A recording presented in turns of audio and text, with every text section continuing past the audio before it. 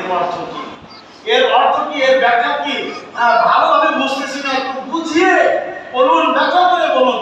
তখন বলেছেন ফুদাইল ইবনে ইয়াদ, তিনি বলছেন যে আসওয়াবুহু ওয়া আখলাসুহু ওয়া আসওয়াবুহু আইয়ুকুম আহসানু আমালা, আমলে কে উত্তম। এর অর্থ হলো যে কার ইবাদত বেশি একনিষ্ঠ, কার ইবাদত বেশি একনিষ্ঠ এবং কার ইবাদত আসওয়াবুহু বেশি সঠিক। তো এটা তিনি বলেছেন।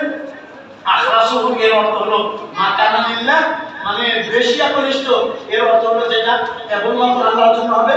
আর আসওয়াবুহু মানে বেশি সঠিকভাবে, বেশি সঠিকভাবে, এর অর্থ হলো মা কানা সুন্নাতে নবী সাল্লাল্লাহু আলাইহি ওয়াসাল্লাম, যেটা নবী সাল্লাল্লাহু আলাইহি ওয়াসাল্লামের সুন্নাতে হবে সেটা হলো আসওয়াব। তো আল্লাহ সুবহানাহু ওয়া তাআলা যদি বলছেন যে মান কানা ইয়ারজু লিকা রাব্বিহি ফালইআমাল আমালান